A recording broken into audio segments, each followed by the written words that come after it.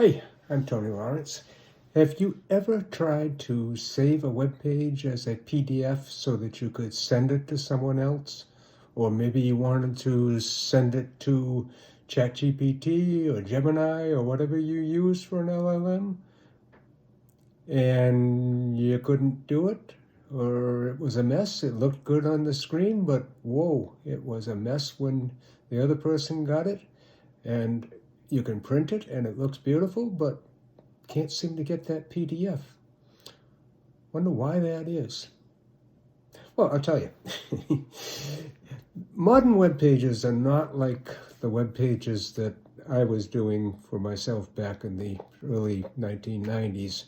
Then they were very simple. Everything was straightforward. If I wanted to put a bunch of stuff on the page, I would just go right down the page with HTML and put it on there. Nowadays, there's usually a lot going on a web page. For example, there's ads over there, and it might be showing a clock over here, and the weather over there, and maybe traffic, boom, boom, boom, changing the different routes and different times and all of that. They're complicated things. And as you can imagine, designing such a web page could be very complicated if you try to do it sequentially. You know, oh gosh, this traffic prediction here will have to line up over there with Monday, and you wouldn't want to do that. Okay, so what you would do instead is you'd have little worker bees that go out and get the information about the traffic, and then they'd tell the web page where to display it. Put it in the upper left-hand corner, drop it down a little bit here, and then beside it, or separate it by 2 pixels or something like that, we're going to have the weather, and then we're going to have a clock, and then down below all that stuff, we're going to do whatever you're going to do. You'd be getting the data with separate little parts of your code that may be running at the same time, but they're separate little things. And they're going to, when they get their data and want to put it on the page, they'll tell the web page where it goes. And the web page will appropriately scroll the data as it changes. As they add more to the bottom, it will scroll it up in that section only, not scrolling the whole thing.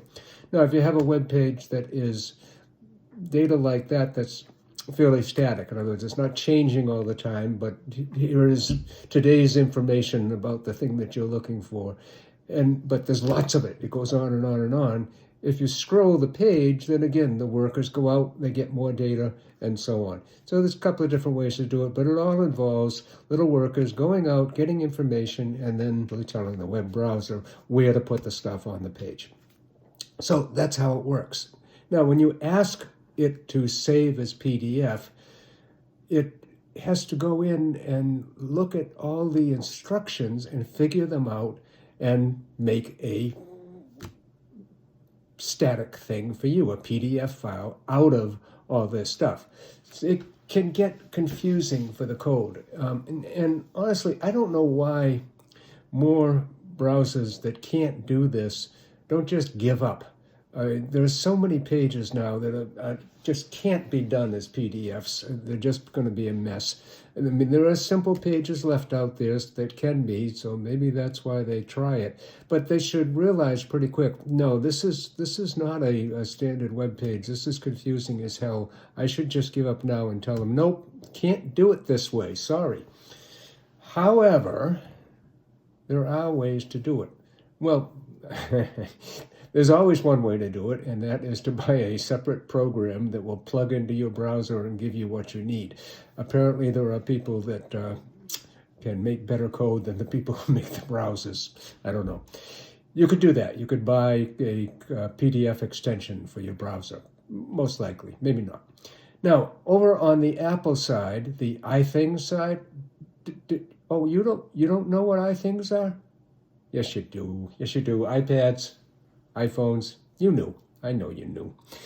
Anyway, over on the iThings side, we have Safari.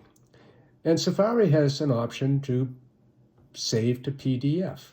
And it doesn't work any better than anybody else's. So what's so great about Safari? Well, the thing is, there's a trick.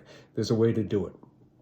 And the secret is that Safari also offers the ability to save a web page as a web archive. And if you save it as a web archive, you are halfway to getting a PDF. Now, this is on iThings only, but it's going to also work up to this point on a Mac. So either one right now, you're okay saving the web archive. Next thing you need to do is get the Files app running and have it go find that web archive and open it up, and or just print it, whatever, however it works on your system. And I don't know that you have something called Files. Well, no, I do. We're talking about Apple here. Sorry, we're talking about Apple. You have the Files app. Okay. You probably have something similar on Microsoft or whatever, and maybe there's a way to do it there. I don't know of any way to do it on Microsoft or Android, but without buying another piece of software. But let's continue with Safari on iThings, on iOS or iPadOS. So you've got the archive, you're going to print it. When you print it on Safari, a little preview shows up beside the print job. And that preview is something that you can stick 2 fingers on and then squeeze out like that. Pinch out, they call it. I don't call it pinching out, but whatever. It's whatever you want to call it. Bing, bing. You just put your fingers on that preview anywhere and just pinch out, and suddenly you've got a PDF on your screen.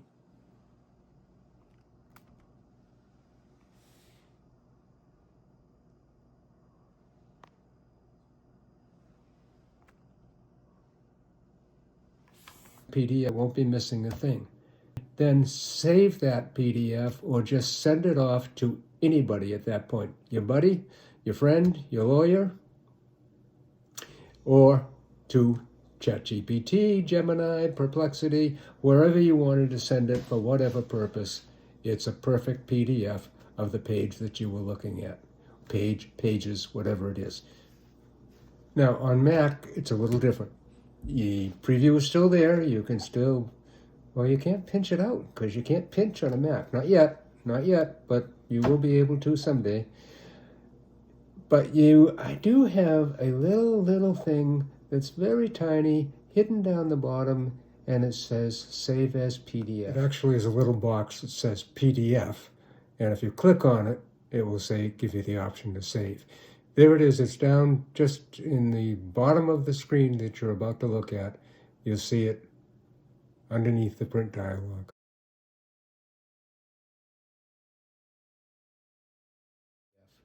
And that's what you need to click on. I think it may be up in the menus too. I forget, but it's down there at the bottom of the page, or it was the last time I did a PDF on a Mac. That's where you need to go. Is that good? Well, this may be a little confusing. I left a lot of detail out, and all of that detail is in my pcunix.medium.com site in a page that describes all this in more detail. And you can get to that. You'll find it in the notes on this video, and it'll tell you exactly how to get there. It's free. There is no pay barrier to get in your way. You're not going to be asked for any money. I forget, I think they might ask you to join Medium, but that's just a login. And you can get rid of it and ignore it right after that if you never want to come back again. Okay? All right. Thank you. Thank you for watching. Hope you enjoyed it.